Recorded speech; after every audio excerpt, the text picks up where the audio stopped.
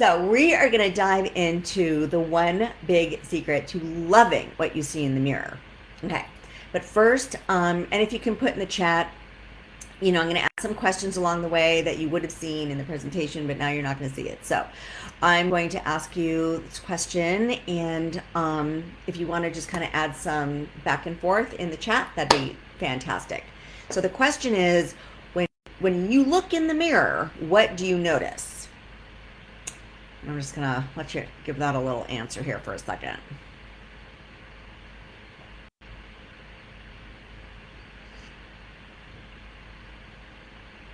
In other words, like, do you see the good things? Do you see the things you don't like, the flaws? Is that where you focus? Or are you able to see the positive things? So I'm just curious what you see. Gray roots. Yeah, I hear you, girl. So what's going to be important is then how does that make you feel, right? So understanding like what you see and then the impact of what you see. How does it then make you feel? Does it make you feel old? Does it make you feel bad about yourself? Do you feel sad? Do you feel frustrated? Sometimes I'm in like disbelief. I look in the mirror and I'm like, I don't feel the way I look.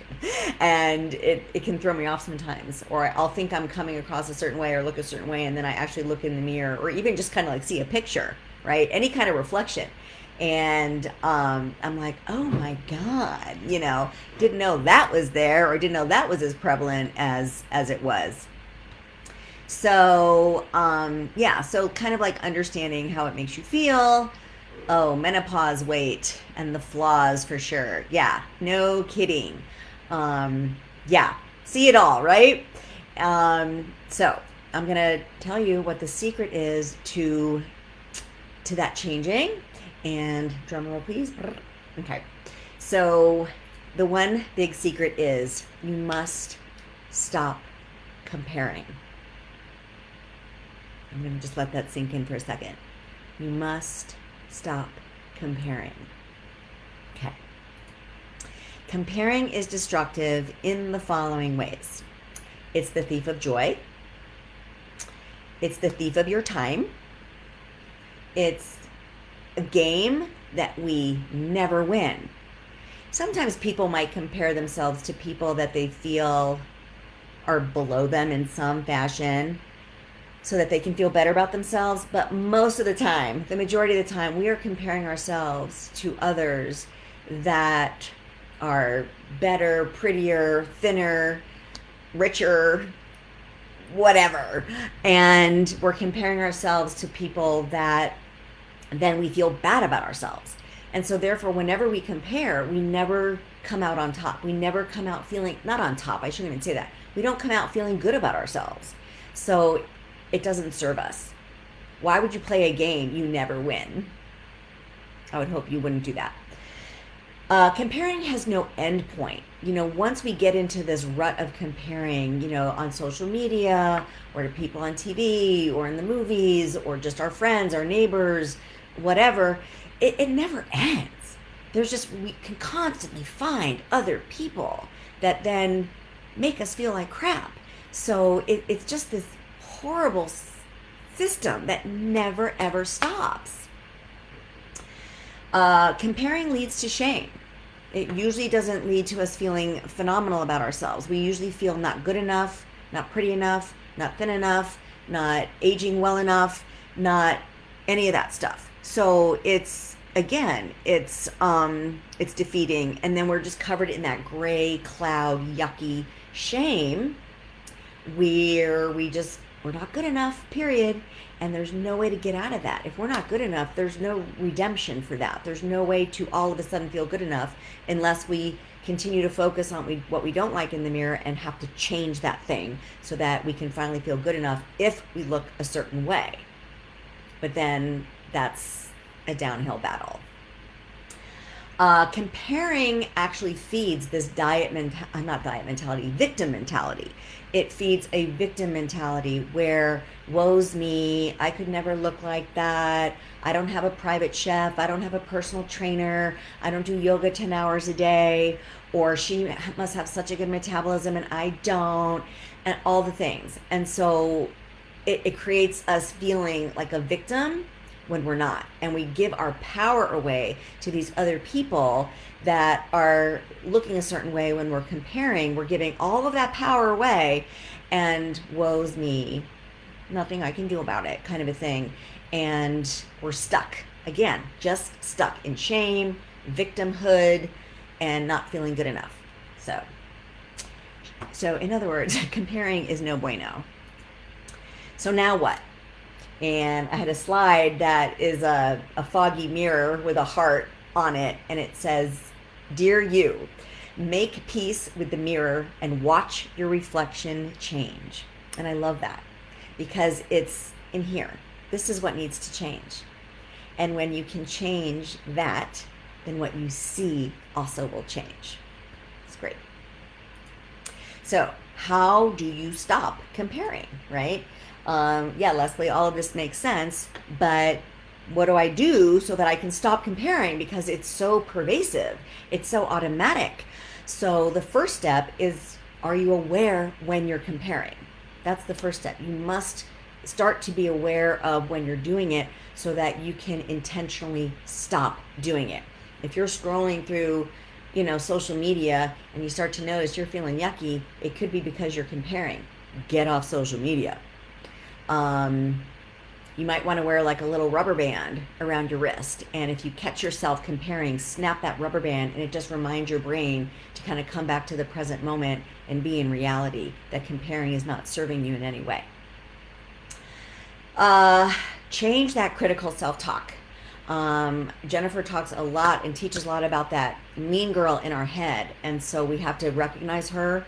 We have to recognize where she's coming from. What is her purpose? What's she doing up there? What's she trying to communicate to us?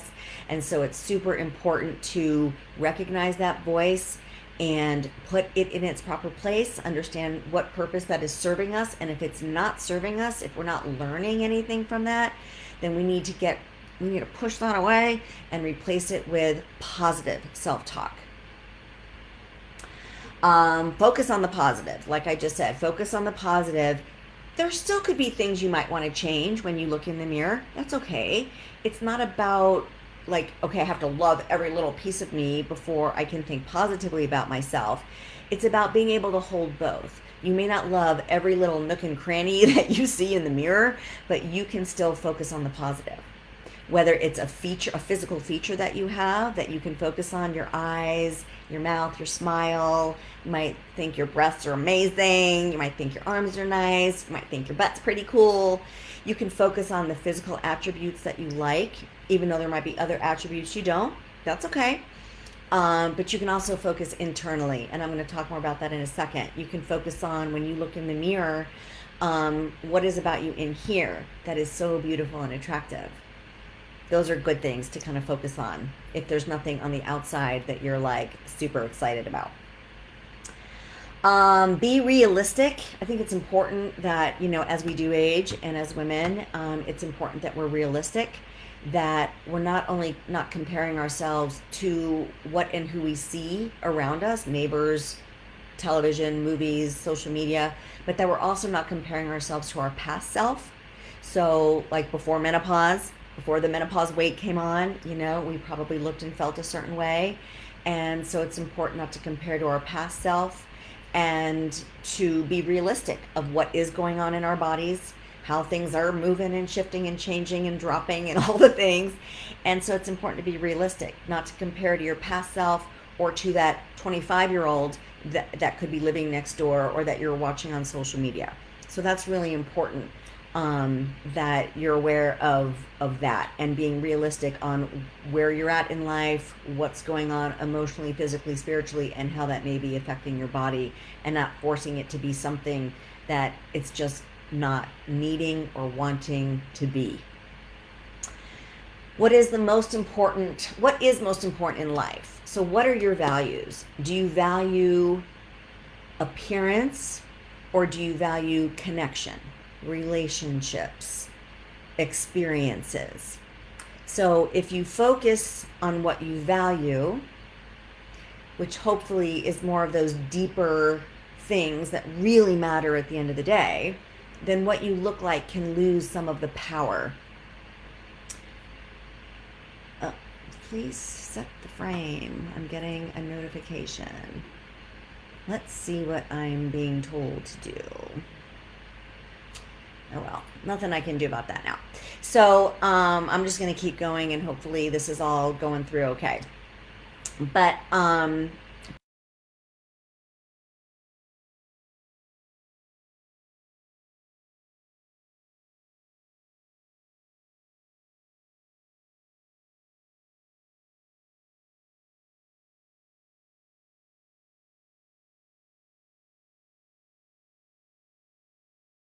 the day, that's what matters most. And if it doesn't, then that's something that you can be working on and exploring why what you look like is more important than some of these other more kind of eternal principles that really matter at the end of the day.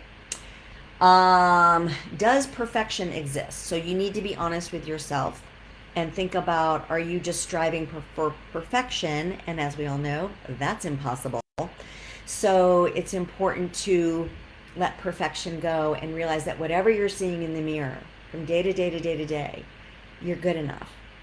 It doesn't need to be perfect. It's impossible to be perfect. At any age, it's impossible to have the perfect fill in the blank. So we have to let that need go. And trust me, I'm a recovered perfectionist, so I know it's a lot easier said than done, but that's something that we have to let go so that you are free to accept and appreciate and love the beauty that is before you when you do look in the mirror.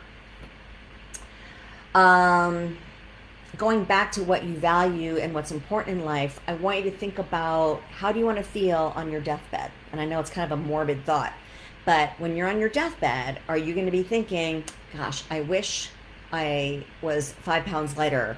I wish I didn't have the gray hair, the menopause weight, whatever. Do I wish that I was thinner and blah, blah, blah? Or do I wish that I had spent more time with the people I care about, or had these experiences that I never got to? So it's really important to think, like, how do you want to feel?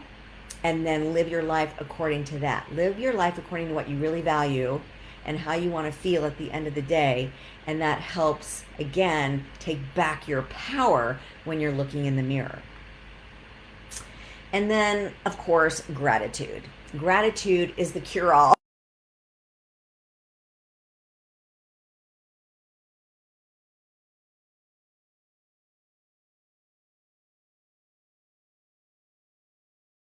The energy to the good, the juicy, the blessings that are in our life.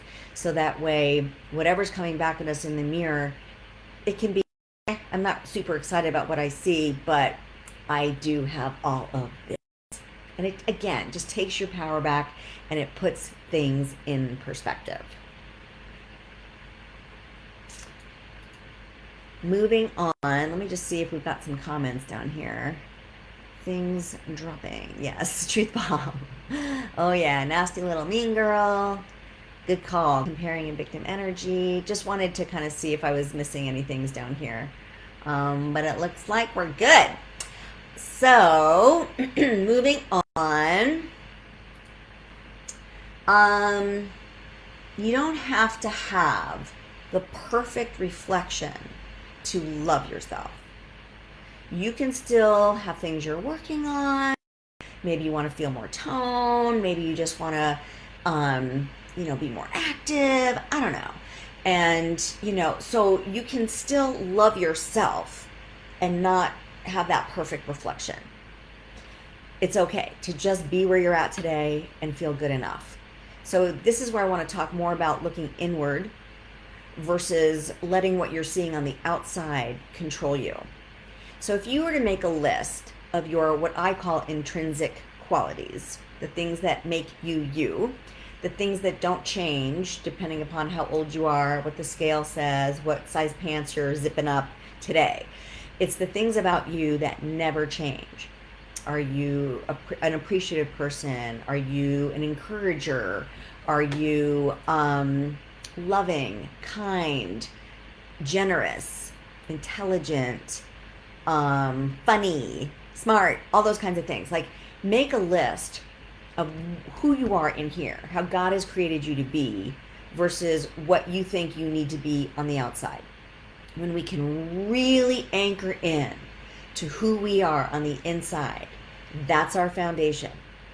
That's where the self-esteem really comes from. And you don't have to let an image of what's coming back at you have control over you. So again, looking inward. So if you see your reflection and you're like, meh, not really super excited about feeling so bloated today, but that's okay, because I am still me. I'm a kind, encouraging person, and I know that I'm going to be able to touch people's lives today. That's what matters at the end of the day. So that's where I want you to really know who you are in here and let that take priority over what you see on the outside. And then what a powerful thing to do is, in order to stop comparing, is ask yourself, what does God see when he looks at you? When he sees his beloved princess, when he sees his beloved daughter, his queen, what does he see? Does he see what you see? And the answer is probably not. He sees your heart. He sees your spirit. He sees your love, your ability to love him and love others. Kind of all that matters at the end of the day. So if you can think about that, and when you look in the mirror, again, if you're not super excited about what you're seeing coming back at you, ask yourself, what does God see? And he sees what's inside. He sees how he's created you, and he sees your heart and those intrinsic qualities that he's given you. He sees your gifts. He sees your purpose. And it's not about looking a certain way in the mirror. I can promise you that. So when we can kind of shift our perspective from what do I think I need to see in that mirror to what does God see when he looks at me, boy, does that change things as far as perspective is concerned.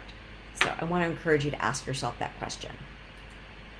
And then finally, I want to read you this little poem that I found that could help you just kind of go out there and stop comparing and take that power back. And it says, hold on, I'm getting this too low FPS thing. I don't know what that is. Okay, it says, you look in the mirror and sometimes see a mess of a human being, but you don't see the lives you've touched or the people you've saved. You don't see all the love you've given freely or the extraordinary memories you've made. You are a book of beautiful moments and feelings. So I would like you to take that with you for the day and let that really bless you. So you can, if this is something you want to dive deeper into, you know how to find me. I'm here in the group. I can certainly send you all my contact information. You can message me, but this is what I'm passionate about, just helping women. Yeah, I mean, if they want to lose weight and feel comfortable in their skin, that's one thing, but it's about how to just be okay where you're at today and stop self-loathing yourself when you look in the mirror, but instead how to love what you see in that mirror. So boy, if we could do that and we could shift those kinds of things, that would just be amazing. So I hope that was good. I hope it was helpful. And if you guys have any questions or comments, let me know. So let's see, we've got some things dropping. Okay, experience. Oh, that's powerful. You don't have to have the perfect reflection to love yourself. Boom. What does God see? Amen, sister. So I guess that's it for today. But if you have other things you want to kind of chat about or share, go ahead and comment in the group and I will certainly respond. It's been a joy and a pleasure to join you guys here this week. I'll be passing along another blog later today that you can go ahead and read to just support you on your journey of feeling beautiful and loving yourself no matter what. So thanks for having me. Embodied Grace Community. I'm Dr. Leslie Goff, signing off. Bye, everyone.